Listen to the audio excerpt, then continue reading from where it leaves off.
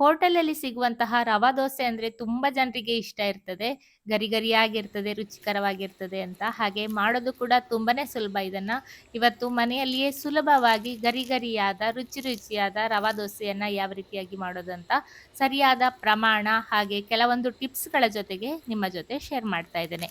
ನಮಸ್ಕಾರ. ನಾನು ಪವಿತ್ರ ಭಾಗವತ್. ಮಿಸೆಸ್ ಭಾಗವತ್ ಚಾನೆಲ್‌ಗೆ ನಿಮ್ಮೆಲ್ರಿಗೂ ಪ್ರೀತಿಯ ಸ್ವಾಗತ. ಈ ರವಾ ದೋಸೆಯನ್ನ ಮಾಡ್ಲಿಕ್ಕೆ ನಾನು ಒಂದು ಪಾತ್ರೆಯಲ್ಲಿ 1 ಕಪ್ ಆಗುವಷ್ಟು ಚಿರೋಟಿ ರವೆಯನ್ನ ಹಾಕೊಳ್ತಾ ಇದ್ದೇನೆ. ಇದಕ್ಕೆ ಚಿರೋಟಿ ರವೆಯನ್ನೇ ಬಳಸಬೇಕು. ಬಾಂಬೆ ರವೆಯನ್ನೆಲ್ಲ ಹಾಕೊಂಡ್ರೆ ದೋಸೆ ಚೆನ್ನಾಗಿ ಬರುದಿಲ್ಲ. 1 ಕಪ್ ಆಗುವಷ್ಟು ಚಿರೋಟಿ ರವೆಗೆ ಅರ್ಧ ಕಪ್ ಆಗುವಷ್ಟು ಅಕ್ಕಿ ಹಿಟ್ಟನ್ನ ಹಾಕೊಳ್ತಾ ಇದ್ದೇನೆ. ಇಲ್ಲಿ ಪ್ರತಿಯೊಂದು ಅಳತೆ ತುಂಬಾನೇ ಇಂಪಾರ್ಟೆಂಟ್ ಆಗ್ತದೆ. ಇದೇ ಅಳತೆಯಲ್ಲಿ ಹಾಕೊಳ್ಬೇಕು. ಹೆಚ್ಚು ಕಡಿಮೆ ಹಾಗೆ 1/4 ಕಪ್ ಆಗುವಷ್ಟು ಮೈದಾ ಹಿಟ್ಟನ್ನ ಹಾಕೊಂಡಿದ್ದೇನೆ. ಇದು ಅಷ್ಟೇ, ನೀವು ಮೈದಾ ಹಿಟ್ಟನ್ನ ಈ ಪ್ರಮಾಣದಲ್ಲಿ ಹಾಕ್ಲೇಬೇಕಾಗ್ತದೆ. ನಂತರ 1 ಚಮಚ ಆಗುವಷ್ಟು ಜೀರಿಗೆಯನ್ನ ಹಾಕೊಂಡಿದ್ದೇನೆ. ಹಾಗೆ ರುಚಿಗೆ ಬೇಕಾಗುವಷ್ಟು ಉಪ್ಪನ್ನ ಹಾಕೊಳ್ತಾ ಇದ್ದೇನೆ. ಇಲ್ಲಿ ಅಳತೆ ತುಂಬಾನೇ ಇಂಪಾರ್ಟೆಂಟ್ ಆಗ್ತದೆ. ಸ್ವಲ್ಪ ಆಚೆ ಈಚೆ ಆದ್ರೂ ಕೂಡ ದೋಸೆ ಸರಿಯಾಗಿ ಬರುದಿಲ್ಲ.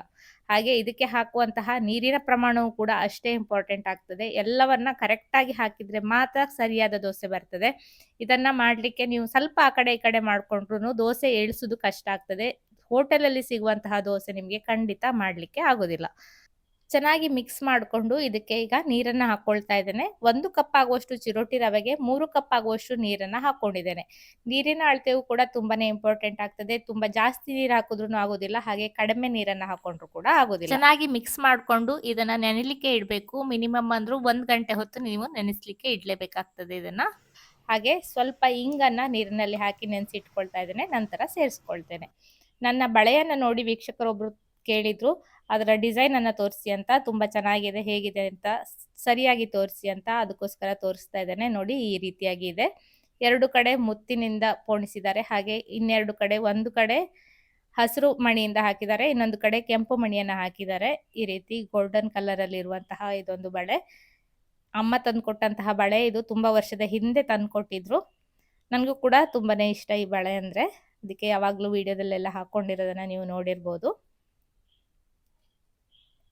1 ಗಂಟೆ ಹೊತ್ತು ಚೆನ್ನಾಗಿ ನೆನೆಲಿಕ್ಕೆ ಬಿಟ್ಟಿದ್ದೇನೆ.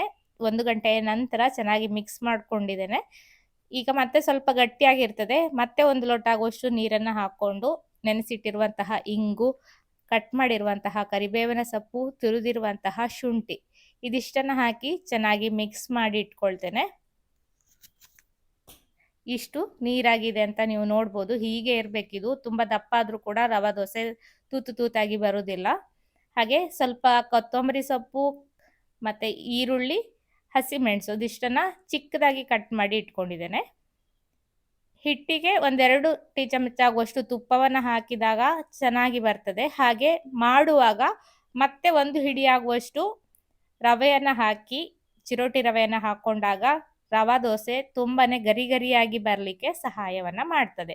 ಫಸ್ಟಿಗೆ ಹಾಕಿದ್ದು ಚೆನ್ನಾಗಿ ನೆಂದಿರ್ತದೆ. ಇದು ಸ್ವಲ್ಪ ಗರಿ ಗರಿ ನಿಲ್ತದೆ ಈ ರೀತಿ ಕೊನೆಯೆಲ್ಲ ಸೇರಿಸಿ ದೋಸೆಯನ್ನ ಮಾಡಿದಾಗ. ಪ್ರತಿಯೊಂದು ದೋಸೆಯನ್ನ ಮಾಡುವಾಗ್ಲೂ ಈ ರೀತಿ ಚೆನ್ನಾಗಿ ಮಿಕ್ಸ್ ಮಾಡ್ಕೊಂಡೆ ನಾವು ಮಾಡಬೇಕು. ಇಲ್ಲಾಂದ್ರೆ ರವೆ ತಳದಲ್ಲಿ ಹೋಗಿ ಕೂತಿರ್ತದೆ, ಮೇಲ್ಗಡೆ ನೀರಿರ್ತದೆ.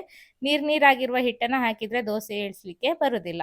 ದೋಸೆ ಕಾವಲಿಯನ್ನ ಚೆನ್ನಾಗಿ ತುಪ್ಪ ಅಥವಾ ಎಣ್ಣೆಯನ್ನ ಸವರ್ಕೊಂಡು ಗ್ರೀಸ್ ಮಾಡ್ಕೊಳ್ಬೇಕು. ನಾನು ಮೊದಲಿಗೆ ಹಾಕಿದಾಗ ದೋಸೆಗೆ ಈರುಳ್ಳಿಯನ್ನೆಲ್ಲ ಕಟ್ ಮಾಡಿದ ಹಾಕ್ಲಿಕ್ಕೆ ಮರ್ತಿದ್ದೆ. ಹಾಗಾಗಿ ನಾನು ಅದು ಪೂರ್ಣ ವಿಡಿಯೋವನ್ನ ತೋರಿಸಿಲ್ಲ.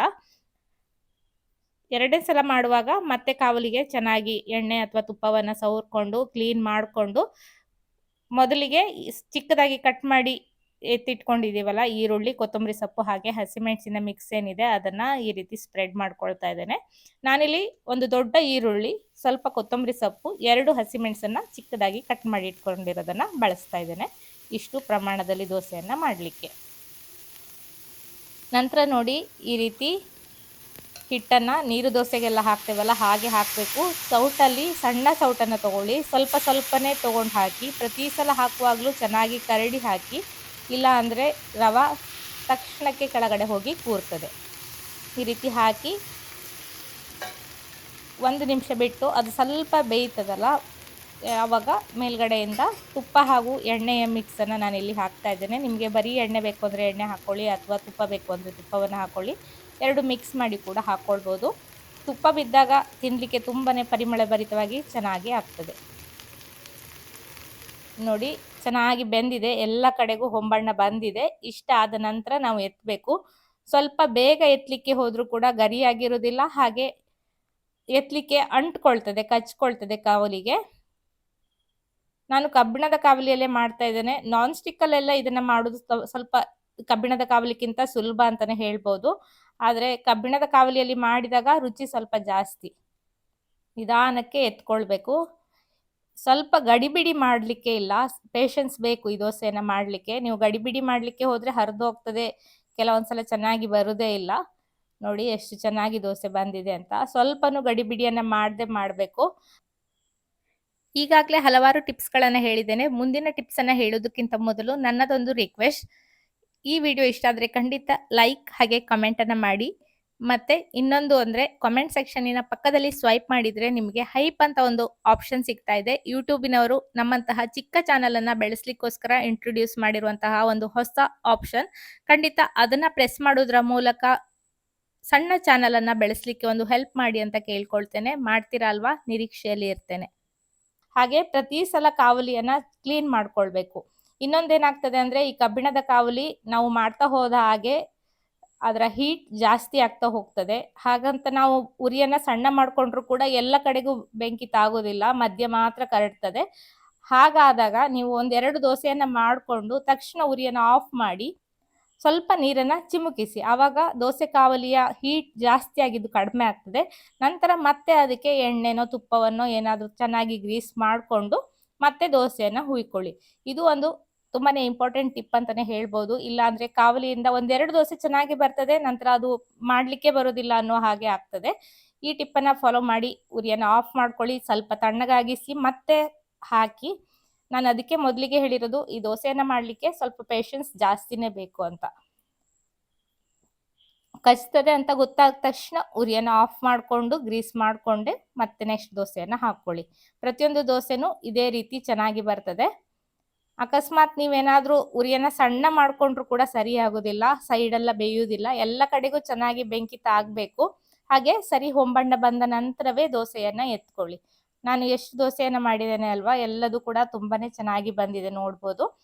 ಹಾಗೆ ನಾವು ಸ್ವಲ್ಪ ಜಾಸ್ತಿ ಹಿಟ್ಟನ್ನ ಮಾಡ್ಕೊಂಡಾಗ ಸ್ವಲ್ಪ ಹೊತ್ತು ಹೋದ ಹಾಗೆ ಅದು ರವೆ ನೆನಿತದಲ್ಲ, ಆಗ ಮತ್ತೆ ಹಿಟ್ಟು ದಪ್ಪ ಆಗ್ತದೆ.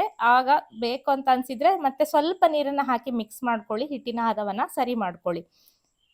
ಎಲ್ಲ ದೋಸೆ ಕೂಡ ರೆಡಿ ಆಗಿದೆ. ಇದನ್ನ ಪ್ರತಿಯೊಂದು ದೋಸೆಯು ಆದ ತಕ್ಷಣನೇ ತಿನ್ಬೇಕು, ಸ್ವಲ್ಪ ಹೊತ್ತು ಬಿಟ್ರು ಕೂಡ ಗರಿ ಆರಿ ಹೋಗ್ತದೆ. ಹಾಗಾಗಿ ಮಾಡಿದ ತಕ್ಷಣನೇ ಸರ್ವ್ ಮಾಡಬೇಕು. ಗರಿ ಗರಿಯಾಗಿದೆ, ಸೌಂಡ್ ಕೇಳಿದಾಗಲೇ ನಿಮಗೆ ಗೊತ್ತಾಗ್ಬೋದು. ಸರಿಯಾಗಿ ಕೇಳಿಸ್ಕೊಳ್ಳಿ, ಹೇಗೆ ಬಂದಿದೆ ಅಂತ ಗೊತ್ತಾಗ್ತದೆ. ಇದೆಲ್ಲ ಟಿಪ್ಸ್ಗಳನ್ನು ಫಾಲೋ ಮಾಡಿ ನೀವು ಮನೆಯಲ್ಲಿ ರವಾ ದೋಸೆನ ಟ್ರೈ ಮಾಡಿ. ಕಬ್ಬಿಣದ ಕಾವಲಿಯಲ್ಲಿ ಹೀಗೆ ಬಂದಿದೆ. ನೀವು ನಾನ್ ಸ್ಟಿಕ್ಕನ್ನು ಯೂಸ್ ಮಾಡೋದಾದರೆ ಇನ್ನೂ ಕೂಡ ಚೆನ್ನಾಗಿ ಮಾಡ್ಕೊಳ್ಬೋದು. ಖಂಡಿತ ಟ್ರೈ ಮಾಡ್ತೀರಾ ಅಂತ ಅಂದ್ಕೊಳ್ತೇನೆ. ವಿಡಿಯೋ ಇಷ್ಟ ಆದರೆ ಲೈಕ್ ಮಾಡಿ, ಹಾಗೆ ಚಾನಲನ್ನು ಸಬ್ಸ್ಕ್ರೈಬ್ ಮಾಡಿಕೊಂಡು ಸಪೋರ್ಟ್ ಮಾಡಿ. ಇದೇ ರೀತಿ ಇನ್ನೂ ಹೆಚ್ಚಿನ ರೆಸಿಪಿಗಳೊಂದಿಗೆ ಬರ್ತೇನೆ. ಮತ್ತೊಂದು ವಿಡಿಯೋದಲ್ಲಿ ಸಿಗ್ತೇನೆ. ಅಲ್ಲಿಯವರೆಗೂ ನಮಸ್ಕಾರ.